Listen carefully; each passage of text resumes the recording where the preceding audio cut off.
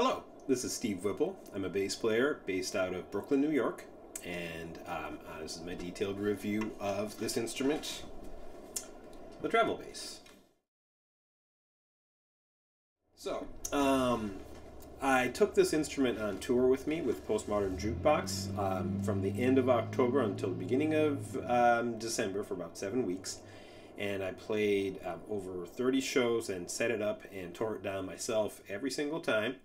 And it also lived in our trailer, survived 4 ferry crossings and a flight back from Greece to New York. And then after that, I've used this instrument a few times on a few fly dates as well.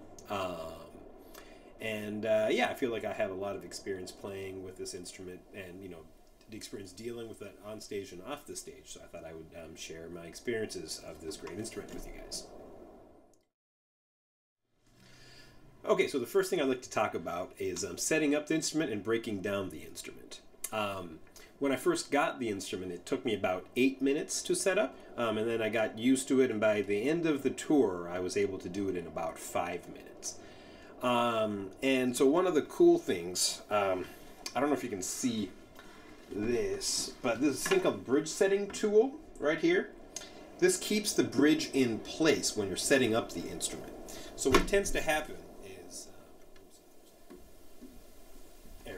what tends to happen is as you tune the strings up, the bridge tends to come this way, and so then the bridge can collapse while you're setting up, which can get kind of frustrating. But if you use this tool, and I actually just left it on for the concerts, and it didn't affect the sound enough for me to, for it to bother me.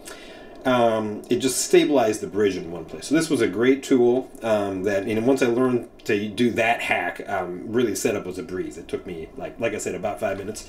One thing to keep in mind, after you set it up, you still need to tune the strings for a little while until they settle. So I gave myself 10 to 15 minutes before I actually had to be at sound check. The other cool thing, which this sort of relates to setting up, is that you can change the width of the rib. So I'll show you. Right now I have it at the top. I kind of settle on this for myself, but you can take this thing off here. All right. Wait a moment here. You unscrew this, and then you can move this to these different settings. So then as you go further down, the shoulders open up, so you can kind of have it as close to your instrument or whatever you're comfortable with. So this is at its widest setting now, like that, so you can see. And then I'll go back to where I had it before. Sorry, here, 1 second. Okay. And now you can kind of see it opening and closing, and then this is the setting where I like it, where it's the narrowest. I kind of like that because it's easiest to get around once you get up into thumb position. But just kind of screw it in. There you go, right? So what I like about that is, depending upon what you're used to playing, if you're not playing the treble bass, you can kind of adjust it in a way that's comfortable for yourself. So I think that's a very cool feature. Okay, so the next thing I'd like to talk about is the acoustic tone of this instrument. So, considering its size, this treble bass has a remarkably clear acoustic tone. It's got a lot of mids and highs, so it really cuts through well. It doesn't have as much lows as you might expect as a full-size upright because of the size of the body. But, I made some videos with my friends. I'm just jamming backstage, and, I'll make a link to some of those right here. Okay. And yeah, it cuts through really well in the mix. I would say that you won't be able to play with like a loud drummer without amplification. But for small intimate jam sessions or for just practicing, it's great. And I was actually inspired by this instrument and ended up practicing a lot while I was on the road. So it's definitely got a nice acoustic sound that I was very happy with. Okay, so I'm going to play a few notes for you now so you can hear what this bass sounds like acoustically. And this is taken with the condenser microphone about 2 feet in front of the instrument, just so you know.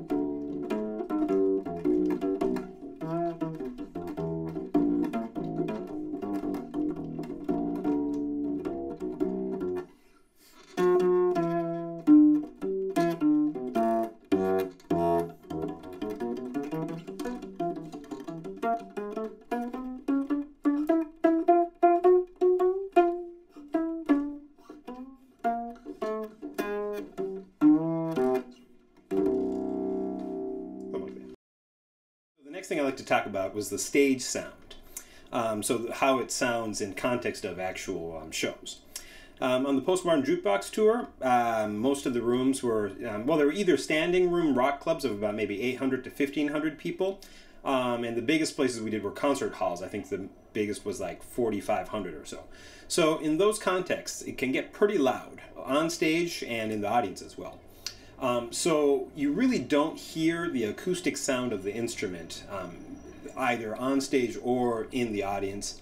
And that's true even if you're playing a full-size double bass. Like, you don't really get a whole lot of the instrument after a certain volume level. So that's just something to keep in mind.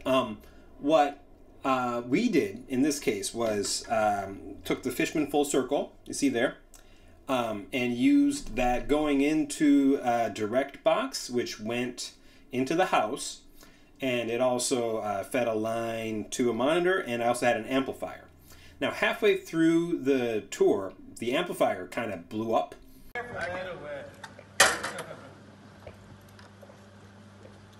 That could be a problem. And so we couldn't use it anymore. And just that day, we decided to use the monitor only because we had no other options. But personally, I actually like that sound better. So we just ended up sticking with that for the whole rest of tour, which actually worked out great.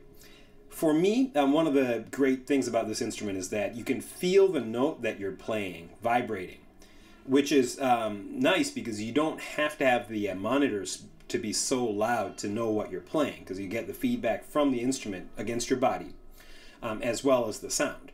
I had an electric bass coming through the monitors as well, but that volume had to be way louder for me to know what I was doing. So, and this isn't true for most stick basses. A lot of stick basses, you really have, zero vibration coming into your body from the instrument. So that makes a big difference for my ears, because I didn't have to have the sound blasting. So it's like a double bass in that way.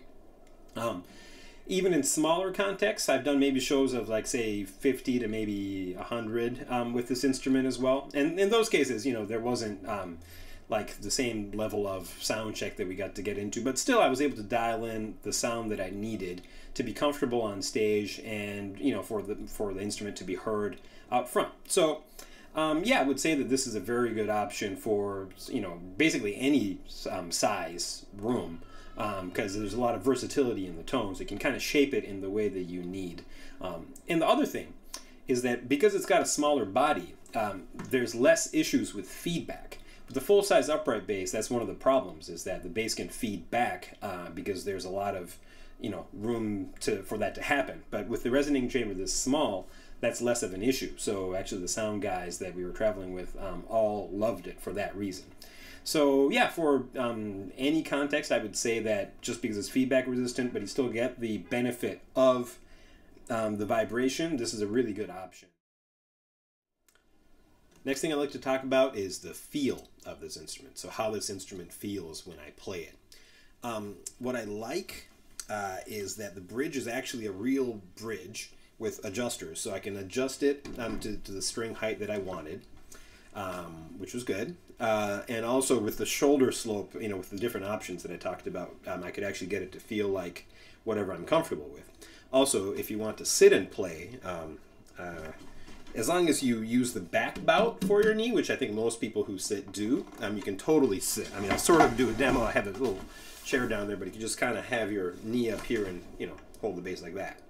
So you can totally sit and play. So I would say that this instrument feels a lot like an upright bass, and they did a really good job emulating the feel of this instrument, of an upright, like a full-size upright bass, in such a small package. They really got the parts that matter just right, so that it feels right. So I would say the only difference between a full-sized upright is the weight. So this instrument is very light. Like, I can pick it up with one arm, no problem.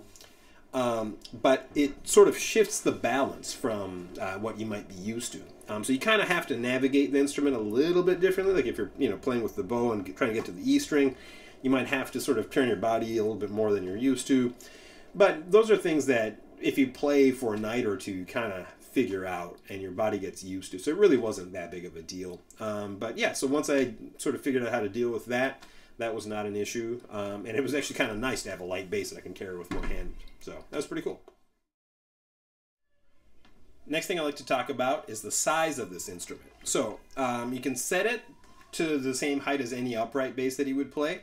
It's got a nice long end pin, so you know I hold my bass pretty high, but it accommodates my playing style easily, and I imagine it would work for just about anybody. But the real cool thing is the case. So check this out.